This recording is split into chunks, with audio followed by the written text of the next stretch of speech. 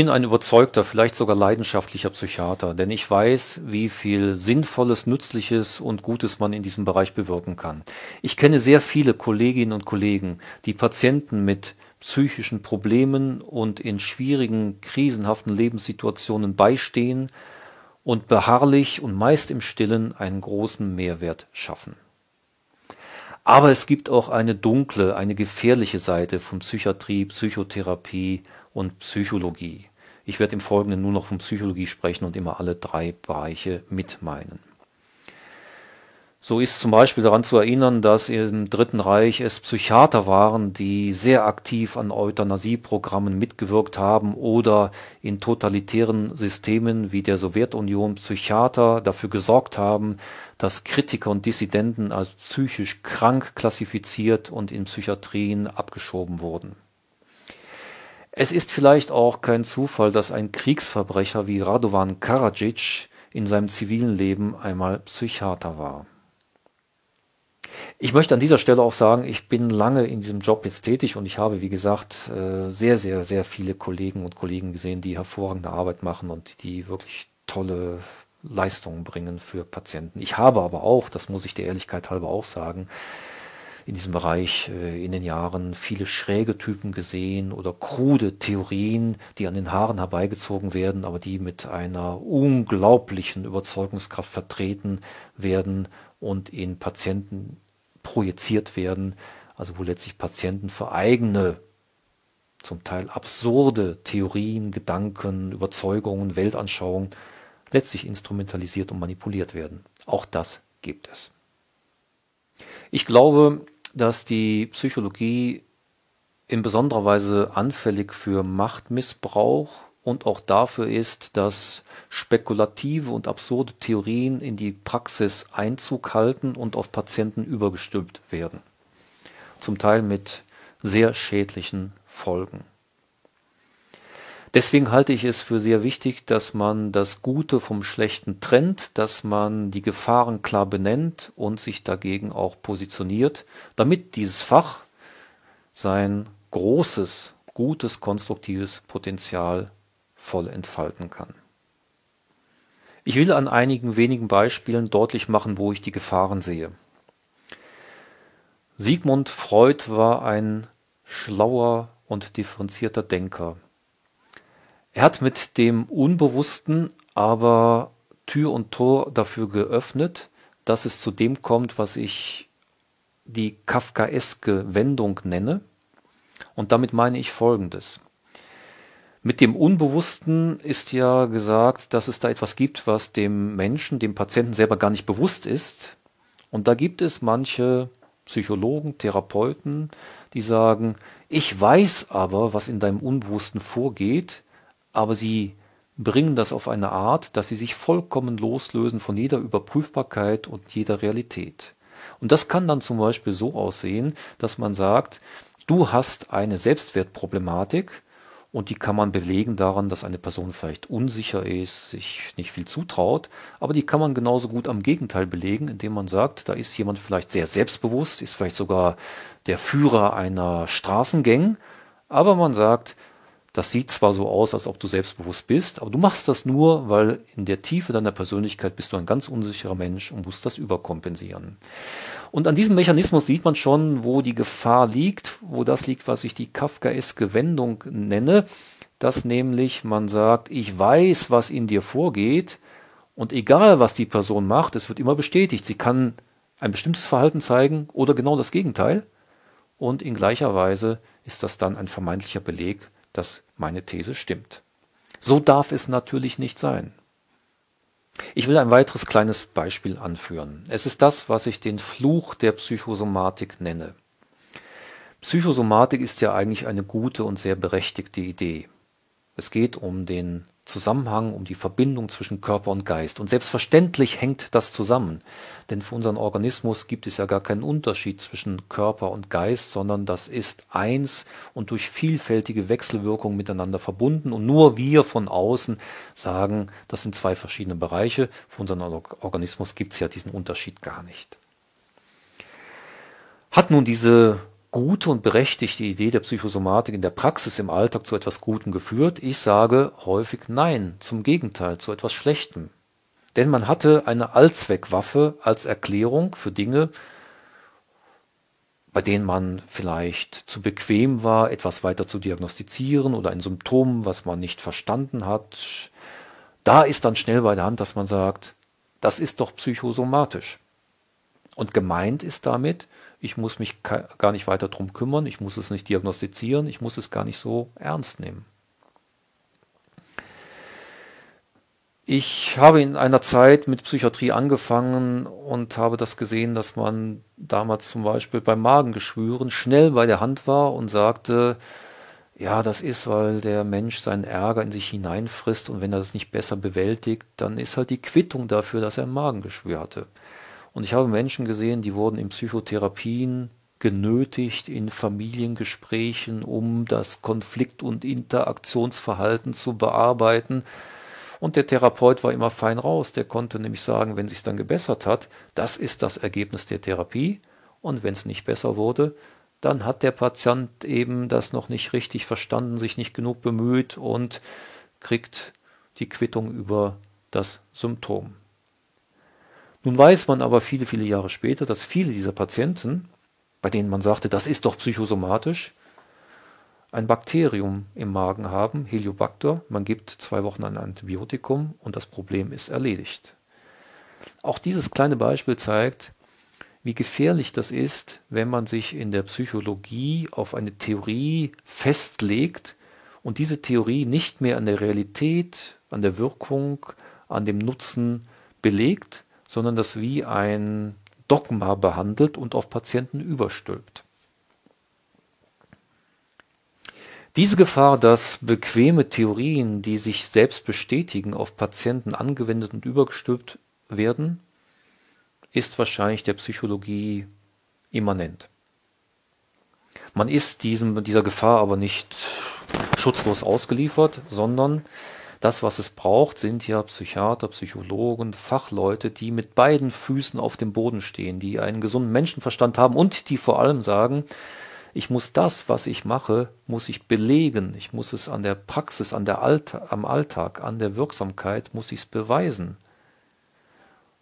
Und damit immer die Realität und den Realitätsbezug im Auge haben. Also, das eine wichtige Element ist, dass man bodenständig ist und dass man immer das, was man tut, an der Realität, an der Plausibilität ausrichtet und damit abgleicht. Und sich nicht in eigene Theorien verliebt, die man dann über alle Böden hinweg einfach anwendet und auf Patienten überstülpt. Das zweite wichtige Element aus meiner Sicht ist, dass man sich als Psychiater, als Psychologe konsequent als Dienstleister versteht.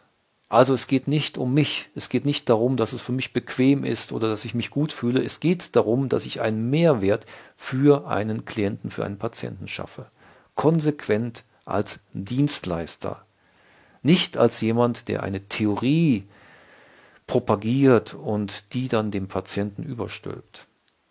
Das sind aus meiner Sicht die beiden wichtigsten Punkte. Also man kann sagen, einerseits die Bodenhaftung und der Realitätsbezug und andererseits das Verständnis als Dienstleister und dass ich weiß, in meinem Beruf geht es nicht um mich, um mein Wohlbefinden, um meine Theorien, um meine Überzeugung. Es geht darum, dass ich für den Patienten ein Gewinn bin, einen Mehrwert schaffe und dass ich das auch an der Realität belegen kann und man sagt neudeutsch evaluieren kann. Warum diese Vorrede? Weil ich mich heute einem recht heiklen Thema widmen möchte. Heikel ist das Thema, weil es emotional ist, weil es sehr polarisiert ist und weil man sich dabei in einem ideologischen Minenfeld bewegt. Es geht um falsche Erinnerungen und falsche Anschuldigungen im Bereich von sexuellem Missbrauch. Und ich weiß, wenn ich das Thema hier nur anspreche, dann gibt es Menschen, die darauf schon allergisch reagieren, weil sie vermuten, es ginge darum, Opfern nicht zu glauben, Taten zu bagatellisieren und Täter zu schützen. Nichts, aber auch wirklich nichts liegt mir ferner als das. Deswegen möchte ich von Anfang an die Auslegeordnung in diesem Bereich, also bei sexuellem Missbrauch, einmal grundsätzlich darstellen. Es gibt Opfer von sexuellen Missbrauchshandlungen, von Sexualdelikten, die schlimmste, grausamste Sachen erlebt haben, die viele Jahre, manchmal lebenslang an den Folgen leiden. Es ist wichtig, dass solche Taten aufgedeckt werden, dass Täter zur Rechenschaft gezogen werden, und diese Opfer haben alle unsere Unterstützung verdient. Die Psychologie hat eine fragwürdige und zum Teil schlechte Tradition im Umgang mit solchen Opfern. Man darf daran erinnern, dass im Beginn der Psychoanalyse man generell anzweifelte, dass zum Beispiel Inzesthandlungen, wenn sie berichtet wurden, der Wahrheit entsprechen. Man stellte die Personen, die das berichteten, unter den Generalverdacht, dass das hysterische Inszenierungen seien. Fürchterlich.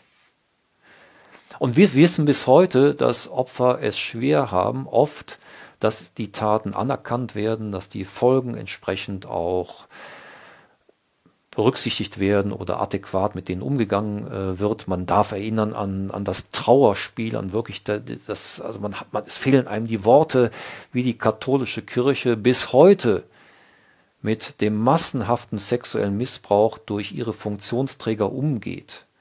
Man hat vertuscht, man hat die Täter begünstigt, man hat die Opfer ins Abseits gestellt. Fürchterlich. Man stelle sich eine andere Organisation vor als die katholische Kirche, die ein solches Ausmaß an Straftaten in ihren Reihen hat und das über Jahrzehnte begünstigt, gefördert und verdeckt hat.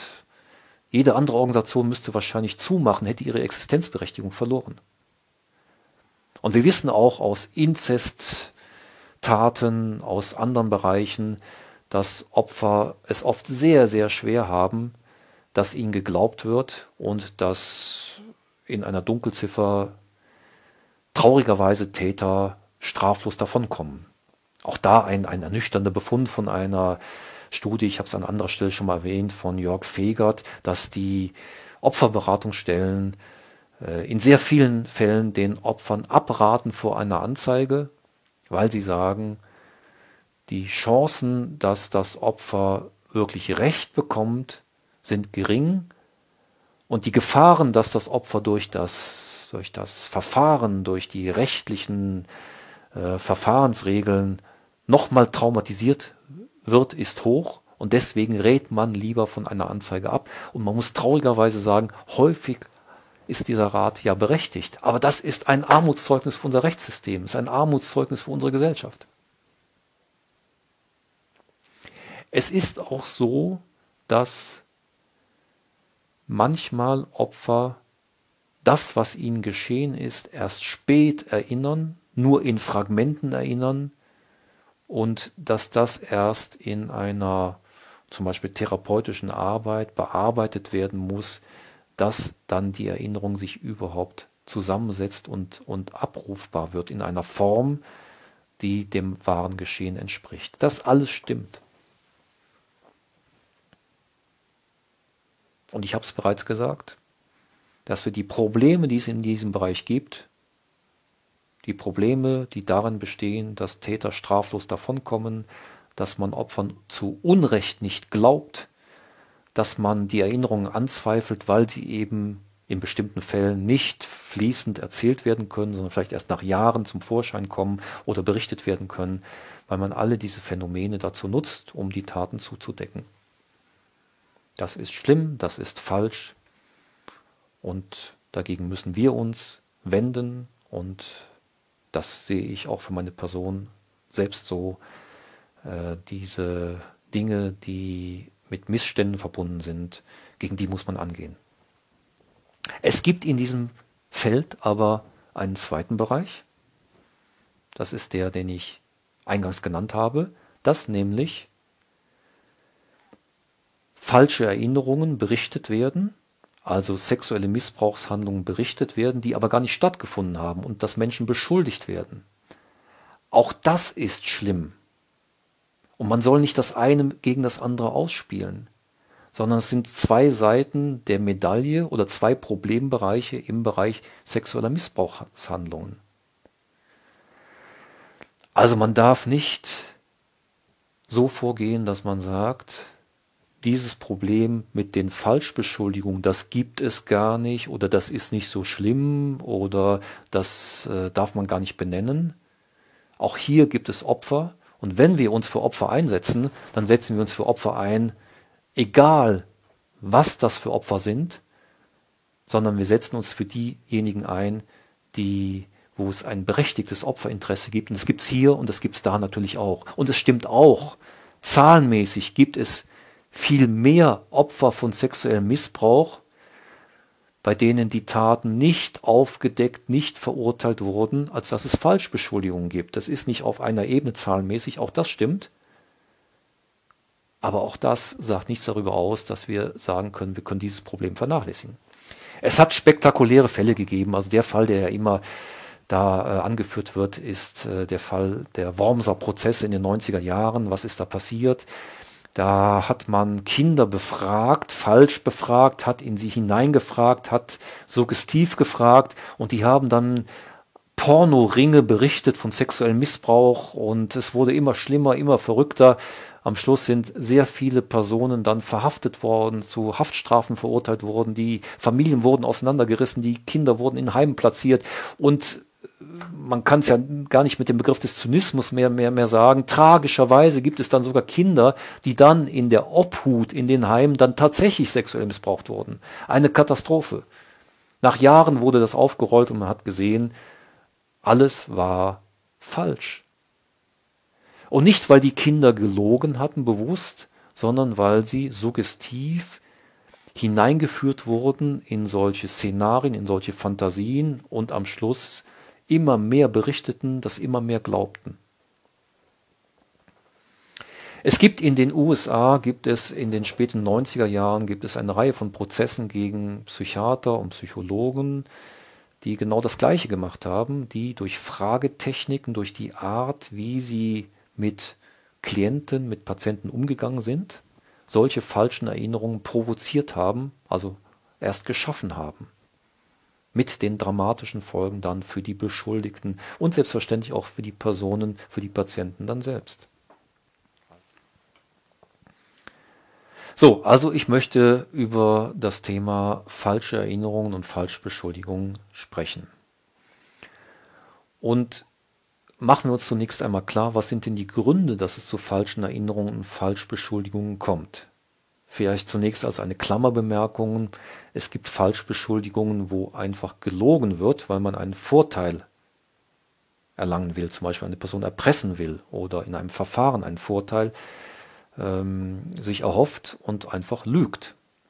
Das ist aber jetzt hier nicht gemeint, weil das hat natürlich nichts mit einer falschen Erinnerung zu tun, sondern da setzt jemand das gezielt als Druckmittel ein. Falsche Erinnerungen können im Wesentlichen aus zwei Gründen vorkommen. Das eine sind psychische Auffälligkeiten, psychische Störungen von Patienten, die mit solchen falschen Erinnerungen, mit wahnhaften, paranoiden Szenarien einhergehen. Diese Patientinnen, die lügen nicht, weil die ja nicht bewusst etwas Unwahres sagen, sondern in ihren Erinnerungen, in ihrem Kopf entstehen solche Bilder und sie sagen sie deswegen, weil das in ihrem Inneren eine Realität ist. Es stimmt aber nicht, es ist sozusagen ein Symptom einer Erkrankung. Man weiß, dass bestimmte Störungen eher dazu disponieren, dass es zu solchen Falscherinnerungen im Bereich gerade von Gewalt oder sexuellem Missbrauch kommen kann, zum Beispiel bei sogenannten Borderline-Störungen. Auch hier direkt zu sagen, das trifft nicht für alle Menschen mit Borderline-Störungen zu. Es gibt viele, die solche Erinnerungen nicht haben, aber es ist das Risiko bei bestimmten Personen mit Borderline-Störungen ist erhöht, dass solche falschen Erinnerungen entstehen.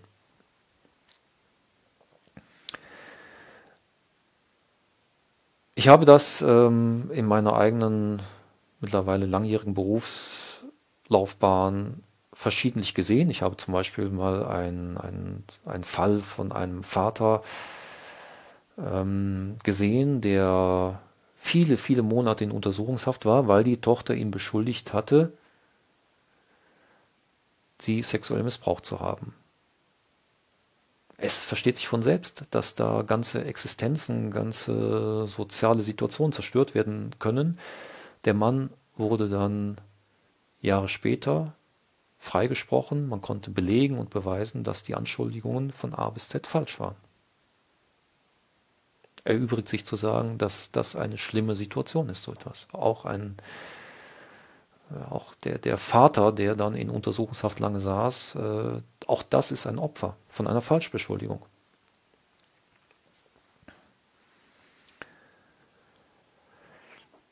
Es gibt einen zweiten Grund, und das ist der Grund, der schon angesprochen wurde mit den Wormser Prozessen. Und zwar ist der Grund, dass Fachleute, manchmal sind es Therapeuten auch, dass die solche falschen Erinnerungen induzieren, das heißt erst hervorrufen.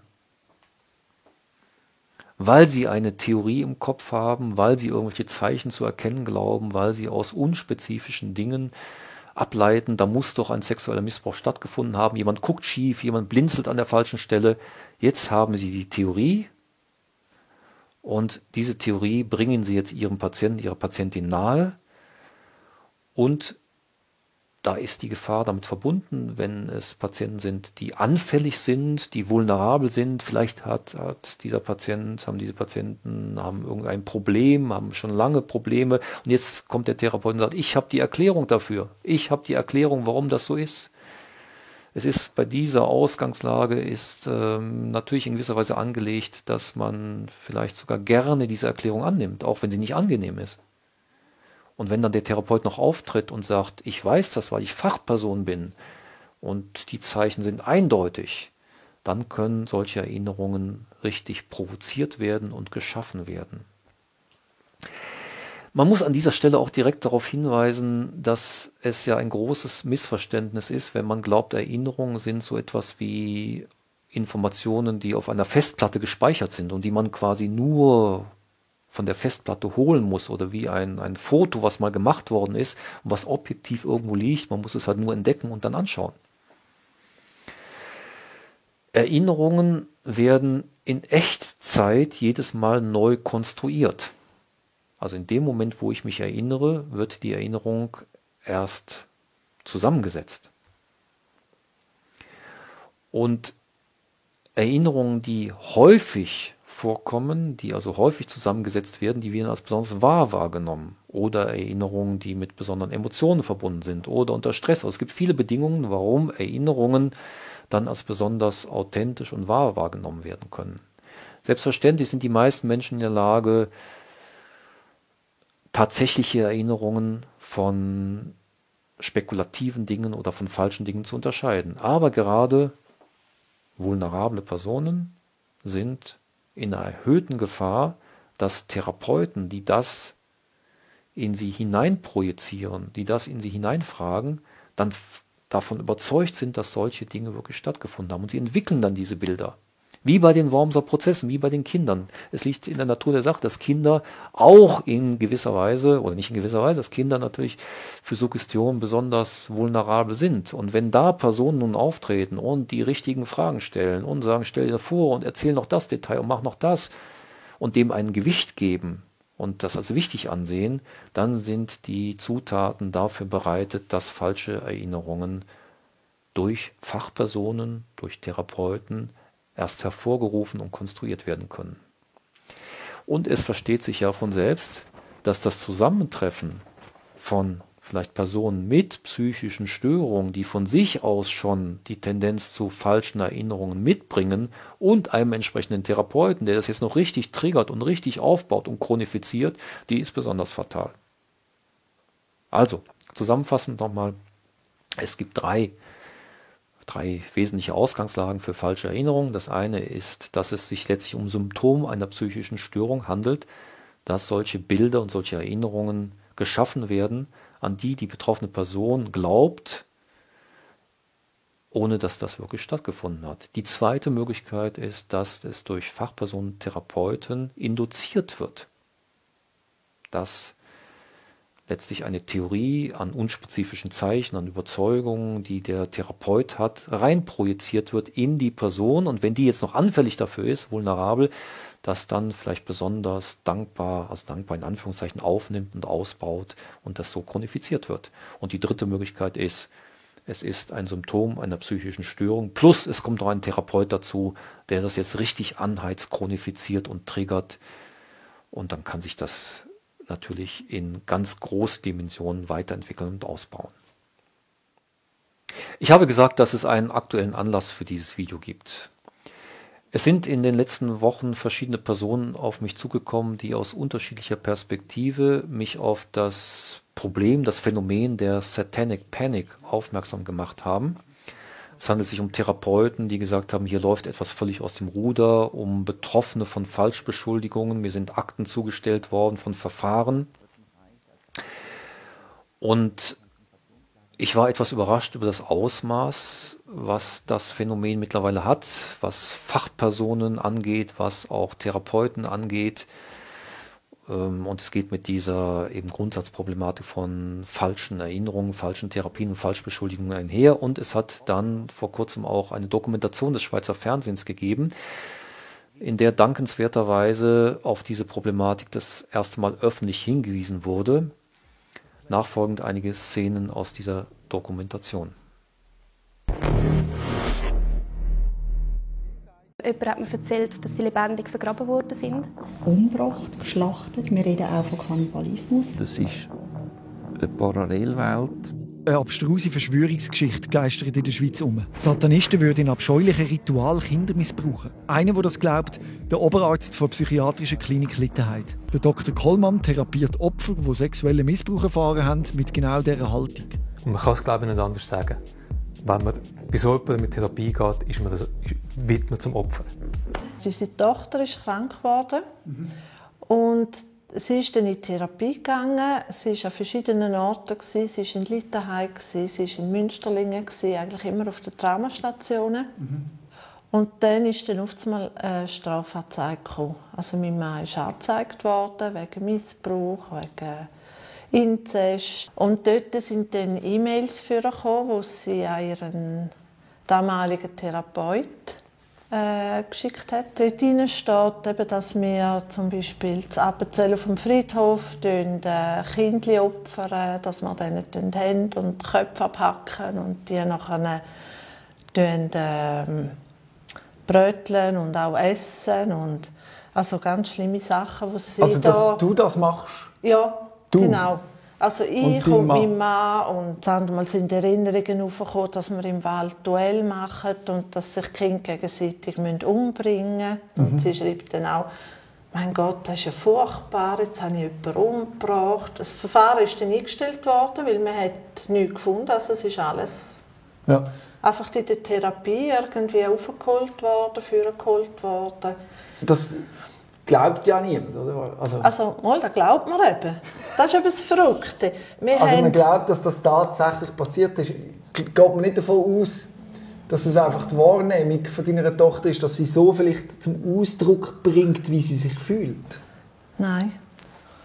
Dann hat es dann geheißen, ja, irgendein Wort ist immer dran. Also, auch nach der Einstellungsverfügung. Ja, man weiss nicht wirklich, was passiert ist. Man konnte es einfach nicht beweisen. Oder? Das ist dann so was die Leute sagen. Und auch in der Verwandtschaft hat es auch viele, wo wir keinen Kontakt mehr haben. Natürlich wirft das Fragen auf. Zum Beispiel, wie sich die Opfer an Rituale erinnern können, die nie stattgefunden haben. Das nennt sich False Memory Syndrom. Falsche Erinnerungen, die suggeriert werden. Kann das tatsächlich sein, dass so etwas in der Psychotherapie passiert? Dass Opfer quasi retraumatisiert werden mit einer Geschichte von Satanisten? Die Tochter von der Frau Hacker ist in der Traumastation Littenheid in die Therapie gegangen. Darum gehen wir dort mal schauen, was dort eigentlich los ist. Gibt es das tatsächlich oder sind das Erinnerungen, wie ein Patient zum Beispiel beschreibt, wie er das erlebt hat? Also, gibt es das tatsächlich in der Schweiz? Nach dem, was wir von der Schweiz, aber auch international wissen, gibt es das. Also es gibt rituell organisierter, satanistischer Missbrauch. Ja, mein größter Lehrer ist kein Buch, kein Kongress, und mein größter Lehrer sind die Betroffenen. Ich bin mit sehr vielen Therapeuten in Kontakt, auch international in Kontakt. Und da fällt auf, dass diese Schilderungen absolut zusammenpassen. Dass das organisierte Strukturen sind und die auch sehr genau wissen, was sie tun. Was machen die? Also was passiert da? Dass man sich das vorstellen kann. Jetzt muss ich, da Sie das ja auch senden wollen, ein bisschen vorsichtig sein. Es passieren unvorstellbare Gewalttaten mit körperlicher Gewalt, mit körperlicher Verletzung, mit allen nur vorstellbaren Instrumenten. Das, was wir auch so aus dem Dritten Reich als Foltermethoden in den Konzentrationslagern kannten, wird alles dort angewendet. Wie eine Parallelwelt, die sich extrem gut zu schützen weiß, sodass es sehr, sehr schwierig ist, dieser Menschen habhaft zu werden. Dann ist es auch schwer, das für einen Therapeuten das zu entdecken. Richtig, das ist schwierig, das zu entdecken. Wie macht man denn das? Fällt es manchen gar nicht auf, dass jemand in die Weite guckt oder keinen Augenkontakt aufnimmt. Das sind meistens nur ganz kleine Zeichen, wo es erstmal wichtig ist, dass ich die in einem Erstgespräch überhaupt wahrnehme. Und dann kann es durchaus passieren, dass ich dann etwas entdecke, was überhaupt nicht mehr zu der bisherigen Depression, Borderline-Störung oder dergleichen passt, sondern in eine völlig andere Richtung geht. Ja, aber wir reden da wirklich auf einem Level, das unvorstellbar ist. Also wir reden da von Menschenopfer. Ja. Blut trinken, habe ich schon mal gehört. Also wirklich alle Grausamkeiten, die Menschen ersinnen können, finden dort statt. Mhm. Vielen Dank. Das glaube ich ist auch für Sie. Es ist viel zu verarbeiten, ja. Aber Und das, was ich Ihnen gerne empfehlen möchte, ist das, was wir auch tun. Das, was jetzt in Ihnen tobt, auszusprechen. Mhm. Denn das sind ganz, ganz heftige Dinge. Mhm. Das stimmt. Das müssen wir machen. Das machen wir nachher. Das darf doch nicht sein. Das darf doch nicht wahr sein. Nein, das darf wirklich nicht wahr sein. Ich bin gemeint. Komm, wir gehen jetzt da weg. Die Dokumentation war ganz offensichtlich ein Stich ins Wespennest.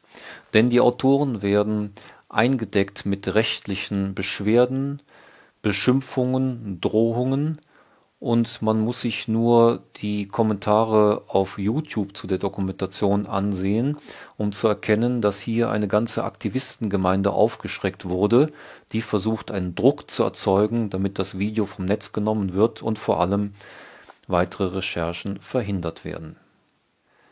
Ich habe bereits erwähnt, dass sich diverse Personen mit Berichten an mich gewendet haben und mir wurden auch Unterlagen zu verschiedenen Fällen zugestellt. Unter anderem geht es dabei auch um die Fälle, die in dieser Dokumentation behandelt wurden. Ich möchte dazu einige sachbezogene Feststellungen machen. Die Vorwürfe, die die Tochter an ihre Eltern damals richtete, hatten ein ganz und gar unglaubliches Ausmaß. Da war die Rede von Tötungen, von Verstümmelungen, von Babys, die gequält wurden und das alles im Rahmen organisierter satanistischer Rituale. Nichts von alledem hat sich bei Untersuchungen in irgendeiner Weise belegen lassen. Es gibt 2 Gutachten in dem Fall. Diese Gutachten stellen fest, dass diese Anschuldigungen Symptom einer psychischen Störung und in diesem Sinne falsche Erinnerungen seien. Das hat aber den Therapeuten der Patientin nicht davon abgehalten, festzustellen, dass er davon ausgeht, dass all diese Geschehnisse Tatsachen seien und dass man alles daran setzen werde, dass das auch ans Licht komme. Den Aussagen von Dr. Kollmann war ebenfalls zu entnehmen, dass er vollkommen davon überzeugt ist, dass in der Schweiz konspirativ verbundene Netzwerke und Gruppen am Werk seien, die ritualisierte sexuelle Gewalt praktizieren. Man muss da auf einer sachlichen Ebene zunächst einmal feststellen, dass es bislang keinen einzigen Beleg oder Nachweis für solche Aktivitäten gibt. Und auch ich kann aus meiner eigenen Erfahrung sagen, und ich darf sagen, ich habe einen gewissen Einblick in dieses ganze Themengebiet, und weiß, dass es nichts gibt, was es nicht gibt, und bin wirklich da sehr offen dafür, für alle Möglichkeiten, was Menschen anstellen können. Aber mir ist aus der Vergangenheit und der Gegenwart kein einziger solcher Fall bekannt. Ich würde nicht mal sagen oder würde ausschließen für die Zukunft, dass es so etwas nicht geben kann. Aber Fakt im Moment ist, dass es keinen einzigen Beleg für die Vergangenheit und die Gegenwart von solchen konspirativ tätigen Gruppen gibt. Ich habe erwähnt, dass es für Therapeuten ganz wesentlich ist, mit beiden Füßen fest auf dem Boden zu stehen und dass man alles, was man tut, alles, was man auch hört und wie man interveniert, an der Realität misst, an der Realität abgleicht und sich darum bemüht, sich zu hinterfragen, was ist belegbar, was stimmt nicht. Und dass man sich natürlich vollkommen bewusst sein muss, gerade wenn man wenn man in dem Bereich von sexuellem Missbrauch arbeitet, dass es schwerst traumatisierte Personen gibt, dass es aber auch Falscherinnerungen und Falschbeschuldigungen gibt. Und dieses Bewusstsein, das muss vorhanden sein. Das bedeutet auch, dass man auf der Realitätsebene ergebnisoffen solchen Patienten und Patientinnen begegnet.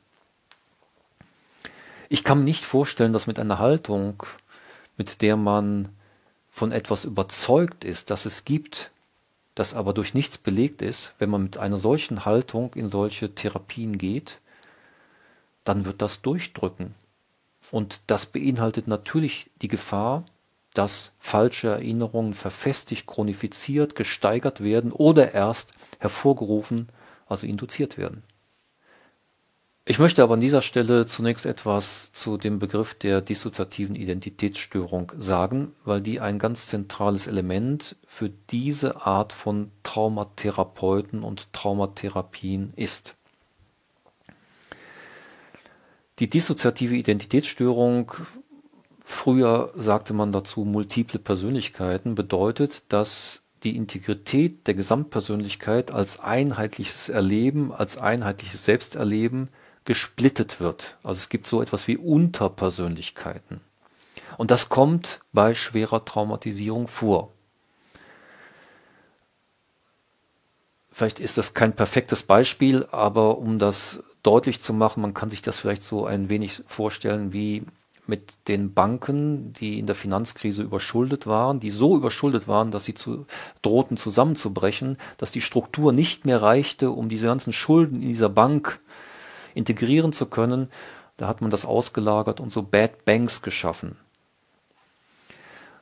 Diese Auslagerungen von Persönlichkeitsanteilen sind auch so etwas wie ein so Schutzmechanismus vor Überlastung, dass die Persönlichkeit überhaupt weiter überleben kann, dass also bestimmte Teilaspekte wie ausgelagert werden und dass es dann unterschiedliche Zustände gibt in der Persönlichkeit, die bestimmte Unterpersönlichkeiten repräsentieren.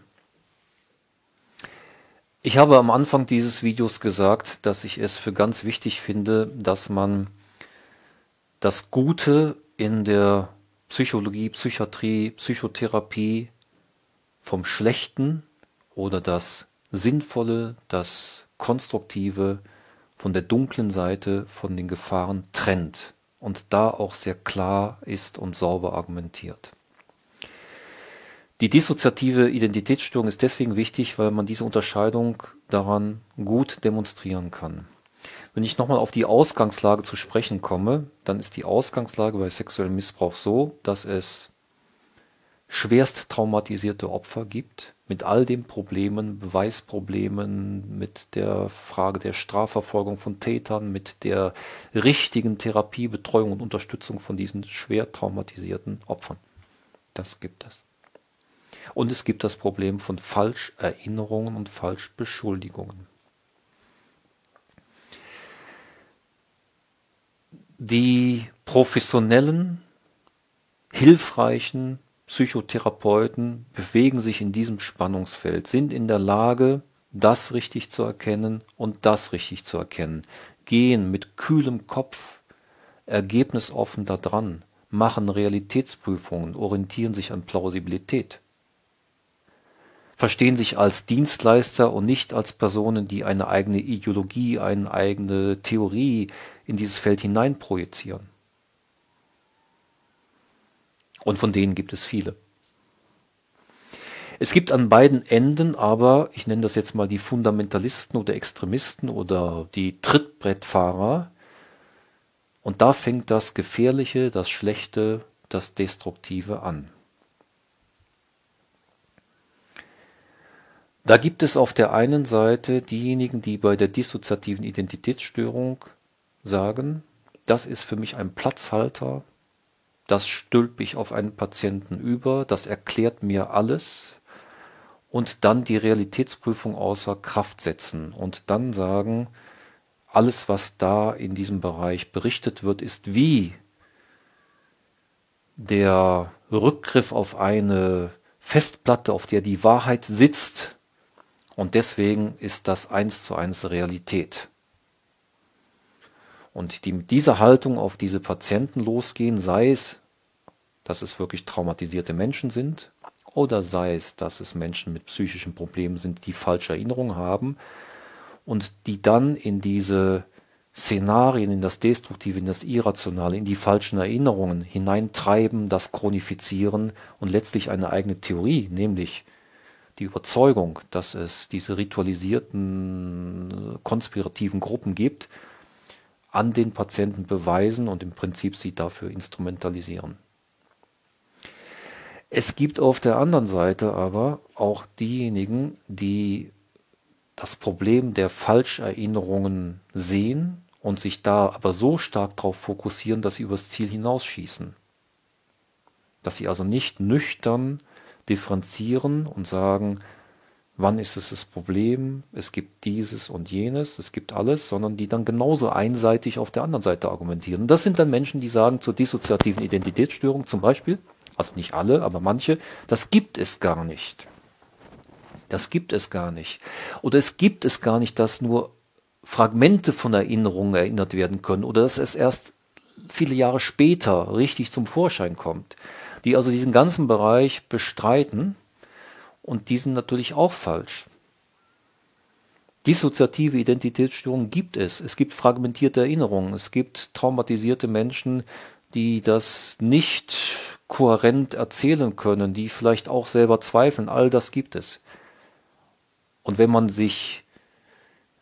man kritisiert das Problem von Falschbeschuldigungen und falschen Erinnerungen, dann darf man das Kind nicht mit dem Bade ausschütten und sagen, das alles ist von vornherein dissoziative Identitätsstörung, fragmentierte Erinnerung, alles das gibt's gar nicht. Also das sind die Fundamentalisten auf der anderen Seite. Und beide richten Schaden an. Die verschwörungstheoretisch geprägten Therapeuten, die etwas, was nicht real ist, entwickeln, projizieren die Patienten oder verstärken, wenn es falsche Erinnerungen sind, die tun für die Patienten nichts Gutes, weil sie treiben sie letztlich aus der Realität tiefer rein in die falschen Erinnerungen, in die Irrationalitäten. Sie tun natürlich auch den wirklichen Opfern und den Traumatisierten einen Bärendienst, weil dadurch, dass es Falscherinnerungen, Falschbeschuldigungen gibt, nehmen das manche als Vorwand, um dann die wirklichen Opfer mit den wirklichen Erinnerungen zu diskreditieren und zu sagen, das ist ja alles dann irgendwie falsch und man kann sich auf gar nichts verlassen. Und so ist es natürlich nicht. Deswegen ist es so wichtig, zentriert in der Mitte, in der Realität, mit beiden Füßen auf dem Boden zu bleiben, beide Phänomene anschauen zu können, beide unterscheiden zu können, beide zu differenzieren, nicht eigene Ideologien, eigenes Wohlbefinden, eigene Inszenierung da rein zu projizieren, nüchtern zu bleiben, kühler Kopf, und diese Phänomene auseinanderzuhalten und zu sagen, ja, es gibt das und es gibt das, ja, es gibt die dissoziative Identitätsstörung, ja, es gibt Falscherinnerungen und es gibt die Provokation von Falscherinnerungen und Falschbeschuldigungen durch Therapeuten. Es gibt ein weiteres Element rund um die dissoziative Identitätsstörung, gewissermaßen einen Trick, der das ganze Konstrukt von ritueller sexueller Gewalt zu einem geschlossenen, letztlich verschwörungstheoretischen Konstrukt macht, der es hermetisch gegen Kritik abschirmt. Und auch dieser Trick hat auch wieder mit der dissoziativen Identitätsstörung zu tun. Denn es gibt Therapeuten, die sagen, diese rituellen Gruppen, diese verschwörerisch organisierten, konspirativen Netzwerke, die sind so geschickt, dass sie die dissoziative Identitätsstörung bewusst induzieren können, bewusst als Instrument gebrauchen, also dass sie die Persönlichkeit der Opfer spalten, damit die nichts mehr erzählen können, damit die keine richtige Erinnerung mehr haben und damit sie Zugriff auf diese Teilpersönlichkeiten haben und die wie fernsteuern können. Und der Trick daran ist, wenn man das glaubt, wofür es keinen einzigen Beleg gibt, keine einzige wissenschaftliche Grundlage, aber wenn man das glaubt, dann entzieht man sich jeder Realitätskontrolle. Und das ist das, was ich am Anfang gesagt habe, wovor ich immer warne, was ich eine Gefahr in der Psychologie finde, den kafkaesken Wendepunkt, der sich von jedem Beleg, von jeder Realitätsprüfung vollkommen verabschiedet. Warum ist das der Fall? Weil die Vertreter dieser Richtung jetzt sagen, haha, gar kein Wunder, dass man keinen Fall belegen kann. Gar kein Wunder, weil diese Organisation, die ist so geschickt, die hat Instrumente des Mind Controls, dass sie diese dissoziativen Zustände induzieren können und deswegen diese Opfer so steuern, so fernsteuern, dass das nicht ans Tageslicht kommt. Und dann wird es paradoxerweise ja gerade zu einem Beleg dieser Theorie, dass man nichts beweisen kann. Und da sind wir im geschlossenen System. Dass man nämlich argumentiert und sagt, gerade weil man nichts beweisen kann, zeigt das nur, wie geschickt und organisiert und professionell diese Tätergruppierungen sind. Und die fehlenden Belege und Beweise werden dann nicht zu einem Defizit der eigenen Theorie, sie stützen die eigene Theorie. Und da sind wir im geschlossenen kafkaesken System angekommen. Ich habe, wie gesagt, jetzt verschiedene Informationen bekommen über diese Richtung, über diese Aktivisten und aus meiner Sicht gibt es da verschiedene Interessengruppen. Es gibt besorgte Fachleute, Menschen, die sind empört, weil sie hören, da gibt es solche Netzwerke, die die Kinder missbrauchen und schänden und verstümmeln und schlimmste Sachen machen und die sind aufgrund, die wollen was Gutes, die sind so empört, dass sie sagen, man muss da was tun, man muss das aufdecken. Also die Motivation ist eine gute, weil die entsetzt und empört sind. Die hinterfragen aber nicht, ob das wirklich stimmt oder nicht.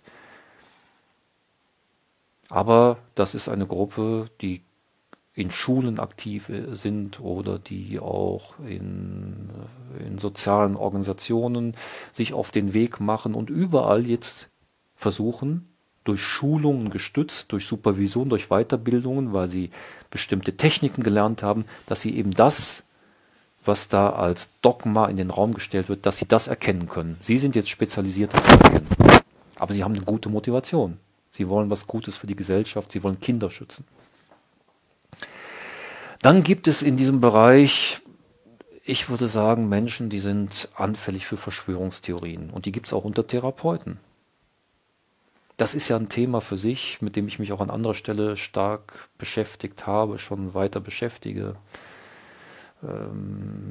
Das gibt letztlich eine evolutionäre Ansprechbarkeit für diese Verschwörungstheorien. Und wir wissen, dass man schätzt, so 20-30% der Menschen haben eine Anfälligkeit dafür, daran zu glauben, dass da dunkle Mächte im Hintergrund irgendetwas machen und die sind so geschickt, dass man sie nicht erkennt, aber die haben ein gigantisches Ausmaß, steuern unser Leben, wollen Zugriff haben auf uns und tun ganz viele schlimme Sachen.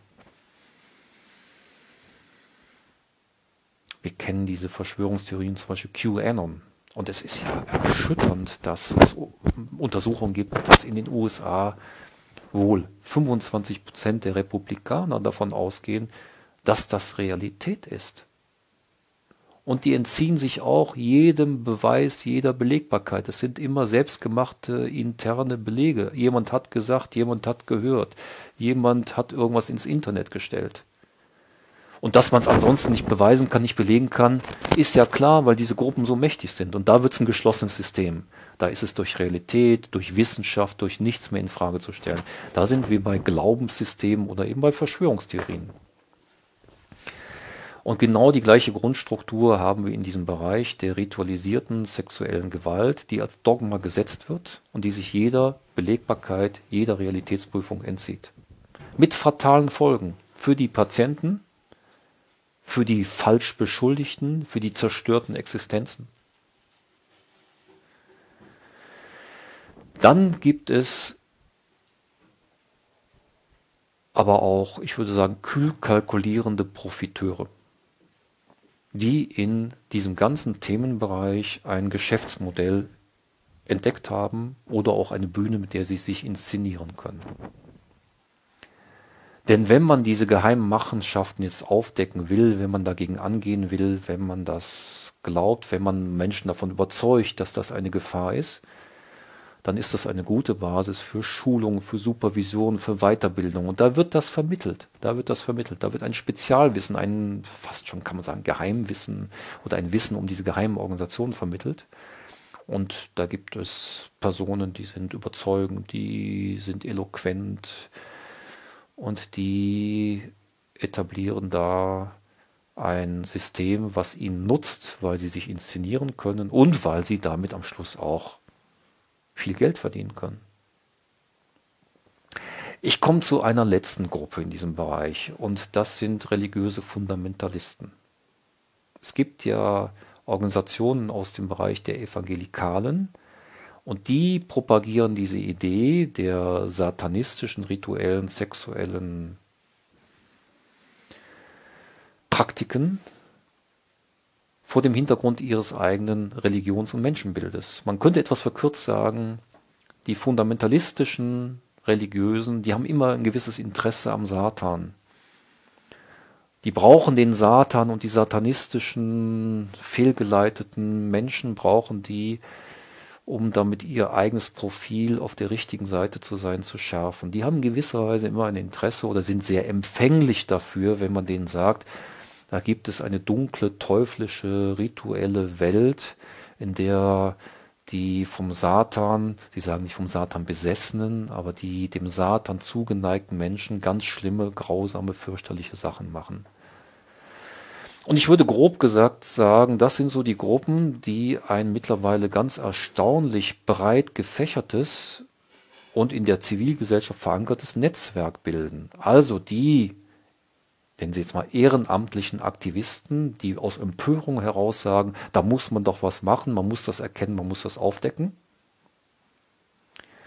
Die Fachleute und Therapeuten, die selber einen Hang zu Verschwörungstheorien haben und es deswegen glauben und deswegen in ihre Therapien reinbringen. Die geschäftlichen Profiteure und Selbstinszenierer, das ist die kleinere Gruppe, oder sind wenige Personen.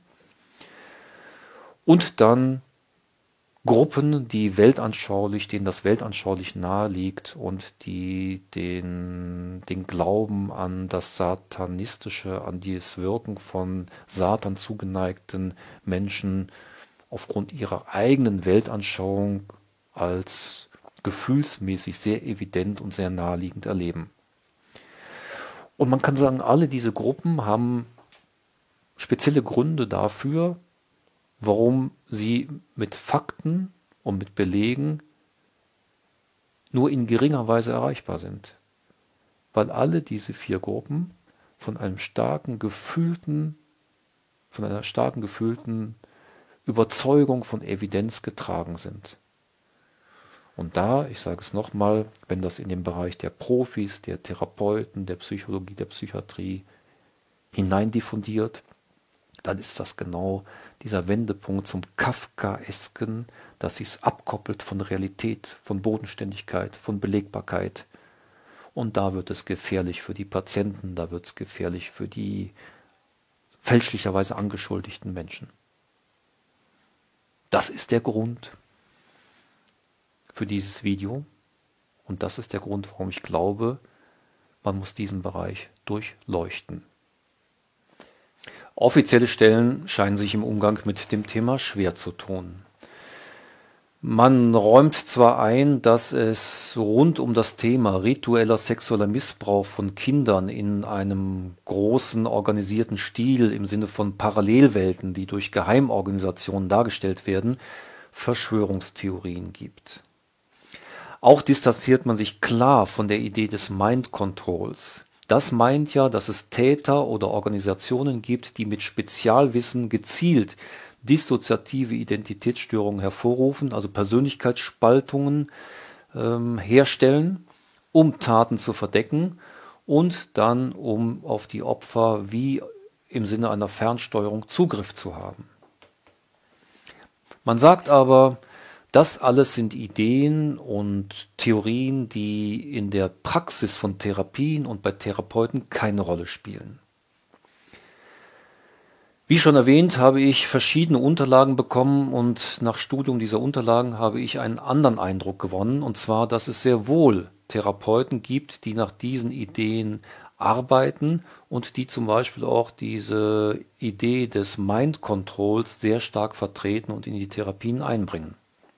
Es erstaunt daher nicht, dass sich entsprechende Theorien bzw. ein entsprechendes Gedankengut in verschiedenen schriftlichen Abhandlungen und Konzepten findet. Hier nur einige wenige Auszüge dazu.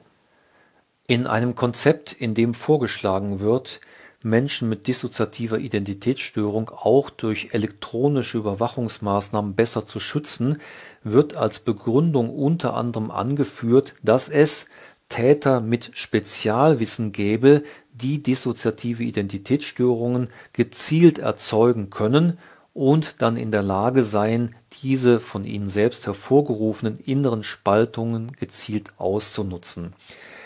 Es ist davon die Rede, dass nur der Täter diese von ihm selbst geschaffenen Anteile kennt und in der Lage ist, so heißt es da, sie nach vorne zu holen, will heißen, das ist ähnlich einer Fernsteuerung, hat er Zugriff auf bestimmte Persönlichkeitsanteile, mit denen er das Opfer kontrollieren und steuern kann. Es gibt im Bereich von sexuellen Missbrauchshandlungen fürchterliche Situationen. Es gibt selbstverständlich Täter, die versuchen, Kontrolle über Opfer zu erlangen, aufrechtzuerhalten, Macht auszuüben, Opfer von sich abhängig zu machen, ihnen zu drohen und vielerlei andere schreckliche Verhaltensweisen. Das alles hat aber nichts damit zu tun, dass es Organisationen oder Täter mit Spezialwissen gibt, die gezielt Persönlichkeitsspaltungen hervorrufen und damit quasi eine Fernsteuerung von Personen über diese Persönlichkeitsanteile gewährleisten können. Ich will gar nicht für alle Ewigkeiten ausschließen, dass so etwas nicht in Einzelfällen vielleicht eine theoretische Möglichkeit sein könnte. Oder dass es nicht skrupellose Täter gibt, die sich mit solchen Gedanken beschäftigen. Mir ist mehr als bewusst, was sich Täter alles einfallen lassen, um Opfer gefügig zu machen, um sie zu kontrollieren, um ihnen ein bestimmtes Verhalten anzutrainieren oder sie zu konditionieren. Aber aktuell ist festzuhalten, dass es für die Idee, dass gezielt Persönlichkeitsspaltungen verursacht werden, um Opfer zu programmieren, um sie fernzusteuern, keinerlei Belege und keinerlei wissenschaftliche Evidenz gibt.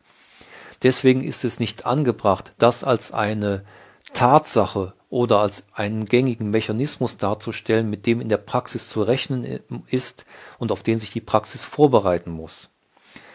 Und ich habe das Problematische an diesem Gedanken bereits dargestellt, denn er öffnet der Verschwörungstheorie Tür und Tor, er suggeriert ein unglaubliches Täterwissen, das dazu führt, dass es keine Belege und keine Beweise gibt, und damit führt er in direktem Weg hinein in ein geschlossenes Verschwörungsnarrativ.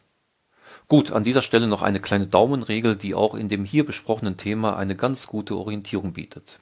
Immer dann, wenn Behauptungen, Anschuldigungen sehr, sehr gravierend und besonders unwahrscheinlich sind, dann sind die Anforderungen an Belege und Beweise besonders hoch. Also nicht besonders niedrig, sondern besonders hoch. Wenn dieses Verhältnis weit auseinanderklafft, dann ist das immer ein sicheres Indiz, dass man es mit Fake News oder Verschwörungstheorien zu tun hat.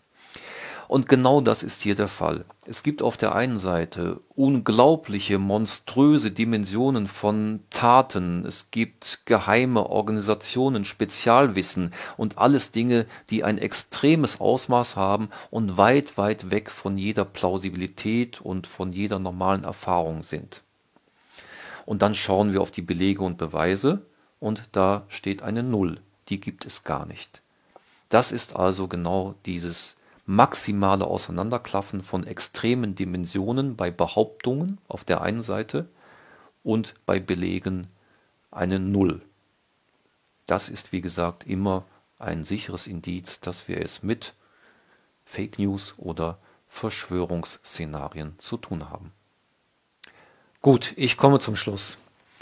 Sexueller Missbrauch von Kindern ist ein grausames Verbrechen. Die in diesem Bereich bekanntermaßen hohe Dunkelziffer ist ebenso bedrückend wie die schlechten Aussichten von schwer traumatisierten Opfern, ein Verfahren durchzustehen und vor Gericht zu ihrem Recht zu gelangen. Ein Grund dafür sind juristische Verfahrensregeln, die zu wenig auf die Bedürfnisse solcher Opfer ausgerichtet sind und die für diese Opfer allzu oft viel zu hohe Belastungen bedeuten.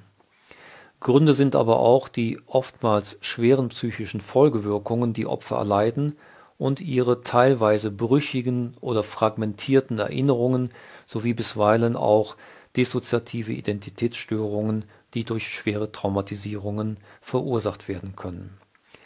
Es handelt sich um einen Themenkomplex, in dem noch viel zu tun ist. Einerseits mit dem Ziel, dass viel mehr Täter zur Rechenschaft gezogen werden, andererseits um zu gewährleisten, dass Opfer die ihnen zustehende Unterstützung und Behandlung erfahren. Hier leistet eine große Zahl und die überwiegende Mehrheit der tätigen Traumatherapeutinnen und Traumatherapeuten eine für die Gesellschaft und für die Betroffenen extrem wichtige, wertvolle und notwendige Arbeit. Genau aus diesem Grund halte ich es aber für wichtig, dass auch das Thema der Falschbeschuldigungen und der zum Teil Verschwörungstheorie ähnlichen Elemente in manchen wenigen dieser Therapien klar auf den Tisch gebracht werden. Denn mit diesem Thema besteht die Gefahr, dass die wichtige Arbeit von Traumatherapeutinnen und Traumatherapeuten zu Unrecht in ein schlechtes Licht gerät und diskreditiert wird, oder auch, dass tatsächlichen Opfern zu wenig Glauben geschenkt wird und diese Opfer es noch schwerer haben, als sie es sowieso schon haben. Aus diesem Grund sehe ich die Notwendigkeit, dass sich die große Mehrheit der professionell und seriös arbeitenden Fachleute klar von häufig weltanschaulich motivierten Verschwörungstheorien à la QAnon distanziert. Ebenso braucht es eine Distanzierung von den wenigen Therapeuten, die solche oder ähnliche Inhalte in ihre Therapien einarbeiten. Denn das kann zur Folge haben, dass falsche Erinnerungen verstärkt, chronifiziert oder sogar erst hervorgerufen werden. Das wiederum ist mit der Gefahr verbunden, dass entsprechende Patientinnen und Patientinnen Schäden erleiden, weil sie tiefer in die Irrationalität und allenfalls auch in Abhängigkeitsentwicklungen hineingetrieben werden. Auch kann es sehr schädliche Wirkungen haben für Drittpersonen im Rahmen von Falschbeschuldigungen. Ein entsprechender Fall ist in der Dokumentation des Schweizer Fernsehens dargelegt worden. Mir liegen Informationen über weitere vergleichbare Fälle vor. Ich möchte daher mit diesem Video einen Anstoß dafür geben, sich mit diesem Bereich näher zu beschäftigen, sei es durch Medienberichte, durch Fachgesellschaften oder auch andere Fachleute. Denn wenn es hier Problemstellungen gibt, dann sollten diese offengelegt und entsprechend deklariert werden. Und vor allem, wenn es im Zusammenhang mit falschen Erinnerungen und Falschbeschuldigungen zu Schädigungen von Personen gekommen ist, die auf professionelles Fehlverhalten zurückzuführen sind, dann ist das aufzuarbeiten. In diesem Sinne bin ich dafür, in dem hier angesprochenen Themenbereich Transparenz herzustellen.